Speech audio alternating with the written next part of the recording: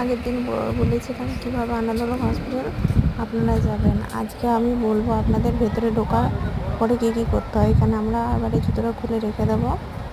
রাখার পরে একটা টুকুন দেবে আমাদেরকে, এক জায়গাতেই রেখে দেবো। টুকুনটা দেওয়ার পরে ভিতরে ঢুকতে দেয়। এখানে জুতো পরে ভেতরে যাওয়ার পারমিশন নেই।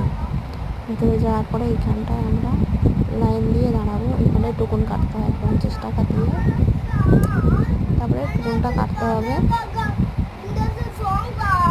এই যে আমার টিকিট আগেও কেটেছি দুবার। এই যে এখানটায় দিলাম, দেওয়ার পরে 50 টাকা নিয়ে এই পেটিশনটা ডাক্তারের কাছে একদম পুরাই নিয়ে চলে যাবে।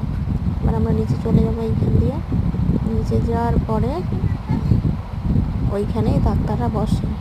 আমার আজকেই ডেট দিয়ে দেবে অপারেশনের। আমার একটা অপারেশন ছিল, সেই জন্য আমরা গেছিলাম। একটা ব্লাড টেস্ট রিপোর্ট দিয়েছিলো, সেইটা দেখাবো। আর আজকে আমাকে ডেটটা দিয়ে দেবে। যাবো, যাওয়ার পরে এখানে জানলাম যে ডাক্তার আসতে একটু দেরি আছে, কারণ সকালবেলা কিছু খাইনি।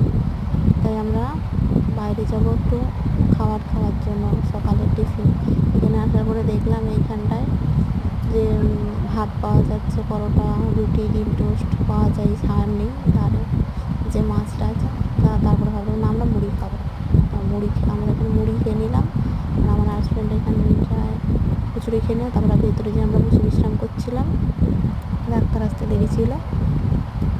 এই যে এইখানটা কাউন্টার, এইখানটা স্বাস্থ্যসাথীর কার্ড কাজ করা হয়। এইখানটায় স্বাস্থ্যসাথী যারা করতে চান তারা করতে পারেন।